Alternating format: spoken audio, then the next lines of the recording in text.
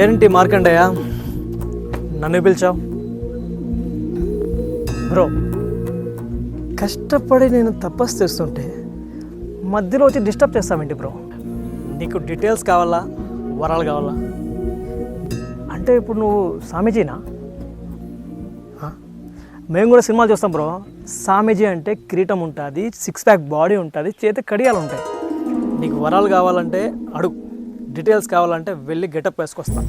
Bro bro bro మనమేం photoshoot ఏం తీయట్లేదు బ్రో, గెటప్ ఏముంది. కానీ మీరు వచ్చేయండి, నాకు వరాలు ఏదో ఇచ్చేస్తే నేను వెళ్ళిపోతా.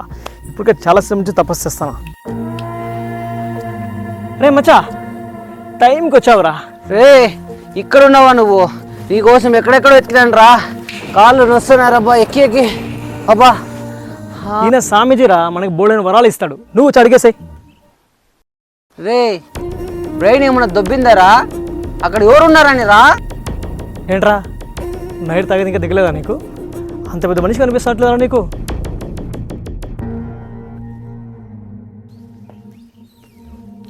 రే నాకు నిజంగా ఎవరు కనపడటం లేదురా. ఎవరితో మాట్లాడుతున్నావురా? కనిపించట్లేదంటే మీరు ఖచ్చితంగా దేవుడే. ఎందుకంటే నేను కష్టపడి తపస్సు చేసేవాడు నాకు మాత్రమే కనిపిస్తారు. అలాంటి ఎదలకు ఎందుకు కనిపిస్తారు చెప్పండి? మా అయ్య మీద ఒట్టురా, ఇక్కడ ఒక్కడు కనపడితే నాకు చెప్పు తీసుకోట్రా. రే ఏమైందిరా నీకు? స్వామి, ఖర్చులు ఎక్కువైపోయాయి స్వామి. నాకు కోట్లు డబ్బులు కావాలి. మీ దగ్గర క్యాష్ ఏమైనా ఉంటే నాకు డిపాజిట్ చేయగలరా? నా దగ్గర క్యాష్ ఉండదు నాయన, నా దగ్గర బ్యాంక్ అకౌంట్ కూడా ఉండదు. పోనీ బంగారు, డైమండ్స్ ఇలాంటివి ఏం లేవా? చూడు మార్క్, నీకు ఇస్తే అందరూ అడుగుతారు, అందుకే నా దగ్గర పెట్టుకోలేదు. అవునా? సర్లేండి స్వామి, కొంచెం నాకు ఆనందాన్ని ప్రసాదించండి. జీవితంలో మనశ్శాంతి లేకుండా, హ్యాపీనెస్ అనేది స్టేట్ ఆఫ్ మైండ్ బంగారం. నువ్వు రోజు లేని దాని గురించి ఏడుస్తూ ఉంటే ఇంకా ఆనందం ఎక్కడి నుంచి వస్తుంది? ఏమంటావు? ఒక పని చేయండి స్వామి, నా జీవితంలో అసలు కష్టాలు లేకుండా తీసేయండి, అంటే ప్రశాంతంగా పెట్టండి మీరు. అవి తీస్తే ఎలా? కష్టాల తర్వాతే కదా సుఖాలు వచ్చేది. నువ్వు అదే కదా నోట్స్ రాసుకోండి. సుఖం కావాలంటే కష్టాలు పడాల్సిందే. ఓ అయితే నాకు తాగుడు ఎక్కువైపోయింది స్వామి, కొంచెం మందు మానేలాగా ఏమైనా చేయగలరా మీరు? చూడు మార్కండయ్య, మందు మొదలుపెట్టింది నువ్వు, నేను కాదు. అది నువ్వే మానేయాలి. అయితే ఈ మధ్య చాలామంది పైన నేను అరుస్తున్నా స్వామి, కొంచెం నాకు సహనం ప్రసాదించగలరా? అది నేను ఇవ్వాల్సిన పని లేదు మార్కండయ్య. కష్టాలు పడి పడి నీకు సరదా తీరిపోద్ది, అప్పుడు ఆటోమేటిక్గా నీకు ఎక్కడ లేని సహనం వచ్చేస్తుంది. Don't worry. అలా అయితే నాకు జ్ఞానం ఇచ్చి బుద్ధుల్లాగా మార్చేయండి స్వామి, మారిపోతా, ప్రశాంతంగా ఉండిపోతా. నేను కూడా బుద్ధుడికి కూడా నేను ఇవ్వలేదు మార్క్.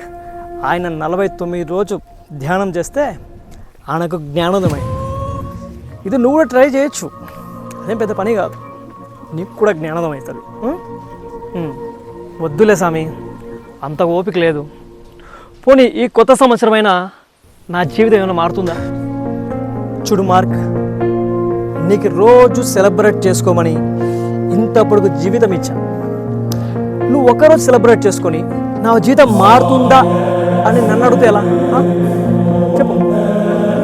మరి ఎవరిని అడగాలి స్వామి? ఏం అడిగినా కూడా లేవు లేవంటావు, పైగా తిక్క తిక్క సమాధానాలన్నీ. ఎందుకు ముక్కాలి స్వామి? నేను ఎందుకు ముక్కాలి? నేను పోతాను రే. నువ్వు ఇలా ఏమేమో మాట్లాడుతున్నావు, ఎవరితో మాట్లాడుతున్నావు అర్థం కావడం లేదురా రే. నేను పోతాను రా నేను. నీకు ఎవడు ముక్కుమన్నారా?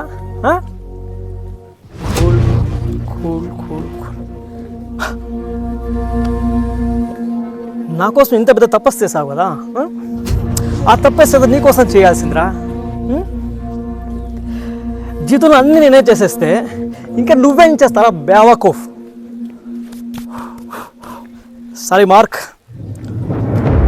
ఈ పెద్ద చాలా ఇరిటేషన్ వచ్చేస్తుంది మార్క్, చాలా కోరికలు ఎక్కువైపోయాయి. సారీ. కెట్టి మారుతూ వెళ్ళిపోయేలా ఉన్నాడు.